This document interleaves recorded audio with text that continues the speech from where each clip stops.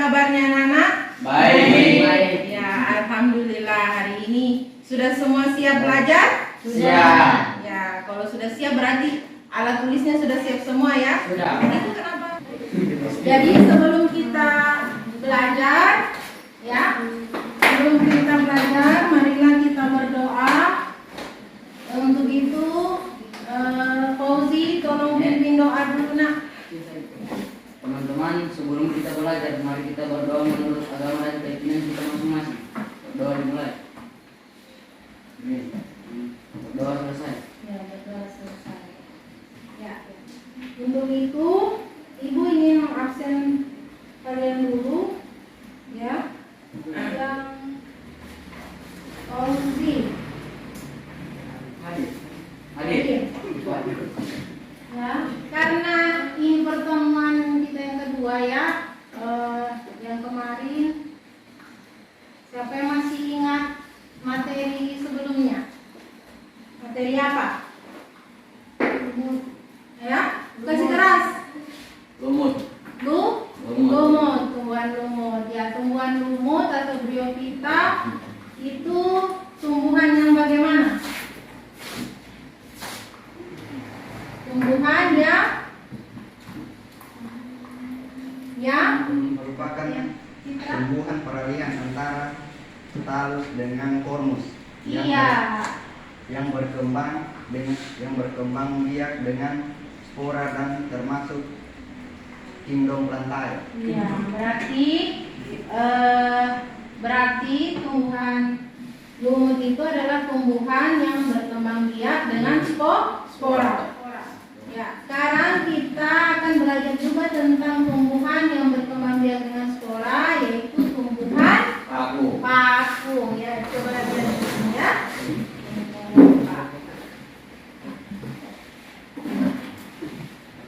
Oke.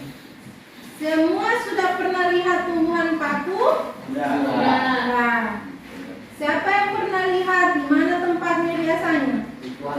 Di kuala satu orang. Siapa lagi? Di hutan. Siapa lagi? Di kelapa-kelapa.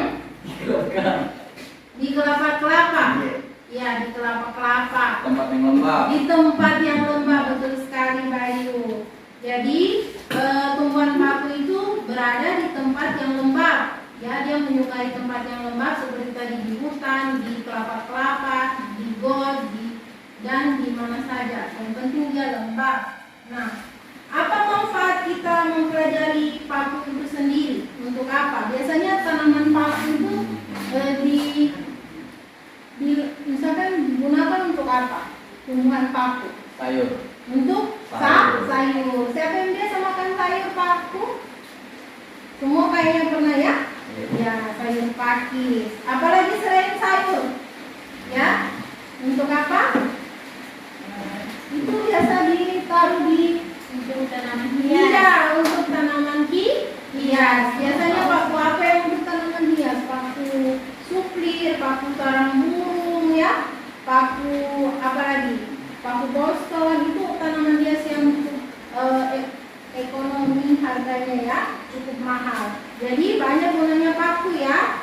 Selain untuk menjaga ekosistem kita, juga untuk sebagai untuk komoditi konsumsi makanan atau tanaman hias.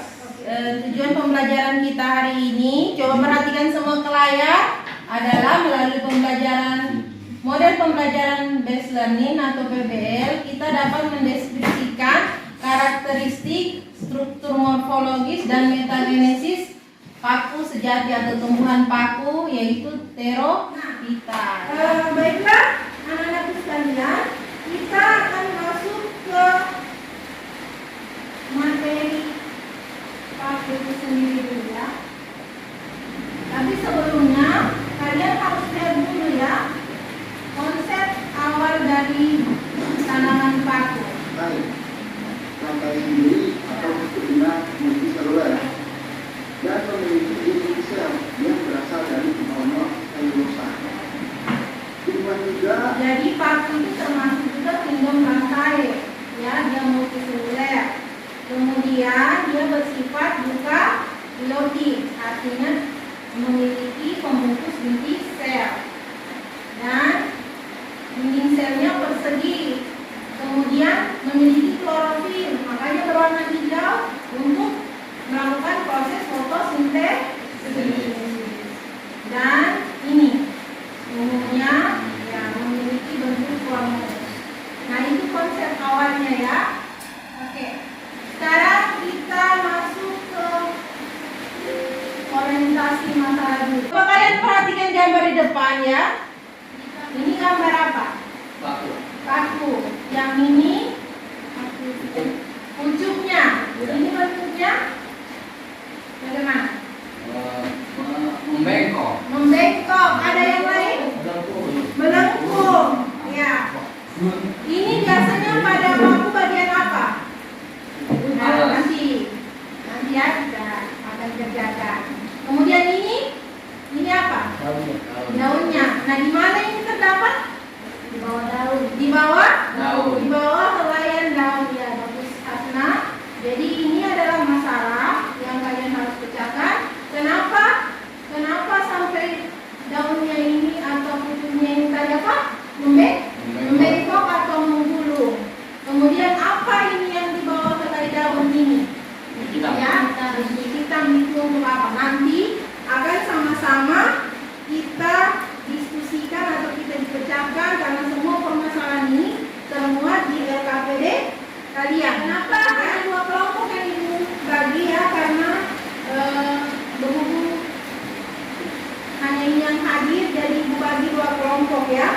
Dua kelompok, yaitu kelompok 1 dengan kelompok 2 ya. Jadi seperti itu. Oke, ibu akan bagi LKPD masing-masing dengan bahan ajar ya.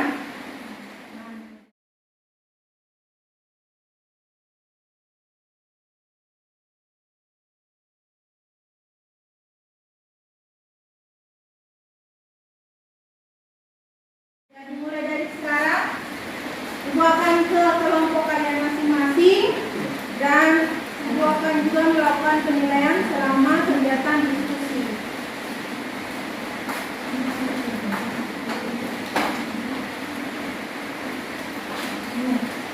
Saya namatin bagaimana pelakarannya. Akar apa namanya? Ini kalau terus daunnya yang mana? Kenapa itu nak? Nomor berapa? Ya, nomor berapa bilang nak? Ya, coba. Nomor 3. Nomor 3, ya habitat ditemukan. Itu kalian cari di mana paku biasa habitatnya ditemukan. Ini banyak kan di lingkungan sekolah kita. Ya, kalian tadi dapat ini di belakang mana? Di kelas mana? Nah, itu kelasnya. Bisa kalian cari di bahan ajar, bisa juga ya kalian cari di Google. Ibu kasih waktu 20 kurang lebih 20 menit ya, 20-25 menit. Jadi kita akan melakukan presentasi dimulai dari, karena cuma 2 kelompok ya, dimulai dari kelompok 1. Silakan presentasi. Siapa yang membaca? Ya, Fitra, silakan Fitra. Assalamualaikum warahmatullahi wabarakatuh. Waalaikumsalam warahmatullahi wabarakatuh. Perkenalkan, saya Muhammad Fitra, mewakili dari kelompok 1. Iya. Ingin mempresentasikan tentang diskusikan tentang paku. Iya. Tumbuhan paku. Ya. Karakteristik ciri-ciri umum. Batangnya Ya. berkayu, bercabang, berambut halus, memiliki bulu, Ya. memiliki batang dalam tanah, Terus? rizoma, akar berupa akar serabut, Ya. sel-sel menyusun batang dan daun disebut klorofil. Beri tepuk tangan untuk kelompok 1 yang sudah berani untuk tampil. Selanjutnya ke kelompok 2.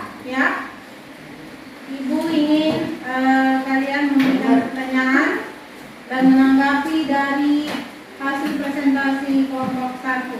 Silakan kelompok 2, silakan Asma. Saya Hasna dari kelompok 2 ingin bertanya ke kelompok 1. Ya. Bagaimana ciri-ciri umum paku yang biasa dijadikan sayur? Ya. Terima kasih untuk Hasna dari kelompok 2. Beri tepuk tangan. Ya, gimana kelompok 1? Ya, Bayu yang menjawab. Bayu menjawab pertanyaan dari siapa? Pertanyaan yang tadi. Dari Hasna dulu. Ya, silakan. Saya atas nama Bayu Anggara Ya, yang menjawab dari kelompok dari 1. kelompok 1 ingin menjawab dari kelompok 2. Ya. Daun pucuk muda yang menggulung. Yang mana soalnya dulu? Bagaimana ciri-ciri umum paku yang bisa dijadikan sayur? Dan pucuknya yang muda menggulung. Kasih bagus posisi. Ya, jangan kayak lemas. Daun pucuk mudanya menggulung, kemudian Dari kelas paku. Ya. Dari kelas paku. Dari kelas paku sejati. Dan Terus biasa ditemukan di tepi sungai. demikianlah tadi anak-anak ya, hasil atau presentasi kita ya. Beri tepuk tangan untuk kelompok 1 dan kelompok 2 semuanya. Sebagai penambah pemahaman kalian mengenai tumbuhan paku ya, Ibu akan memberikan sedikit pertanyaan dulu sebelum menguatkan ya. Jadi apa yang kalian ketahui tentang daun muda pada tumbuhan paku ini? Hasna, apa kira-kira? Untuk apa? Apa fungsinya daun muda ini? Untuk mencegah terjadinya penguatan. Untuk menambah pemahaman kalian mengenai tumbuhan paku, Ibu akan memberikan sedikit video ya, dan kalian coba tonton. Nah, ini adalah tumbuhan paku. Biologi atau artinya adalah Pteridophyta. Kata tersebut diambil dari kata pteron yang berarti sayap bulu tumbuhan. Istilah kata tersebut merujuk pada susunan daun yang membentuk bangsa. Nah, ini mikrofil, ini makrofil. Anak-anak sekalian, Ibu akan memberikan soal orientasi 6 nomor. Kalian kerjakan ya sekitar 5 menit atau 7 menit ya. Udah? Kumpul sudah? Sekalian ya KPD-nya dikumpul. Tahu tadi kelompok 2 yang mana kerja? Ya, nah, kita sudah tadi selesai menyelesaikan itu soal ya. Belum kita tutup pembelajaran ini ya. Ibu ingin menyampaikan Ibu sangat apresiasi sekali dulu dengan 2 kelompok yang hadir ini, yang mengingat kalian masih ada niat untuk belajar ya, tidak bolos-bolos, tidak malas-malas. Dan untuk kelompok 1 beri tepuk tangan karena sudah menampilkan presentasi yang baik ya. Kelompok 2 juga sudah bisa menanggapi atau memberi pertanyaan dengan baik ya. Untuk itu pada pertemuan selanjutnya kita akan masuk ke materi tumbuhan biji ya, atau spermatophyta. Kalian belajar di rumah. Dan sebelum kita tutup pembelajaran ini,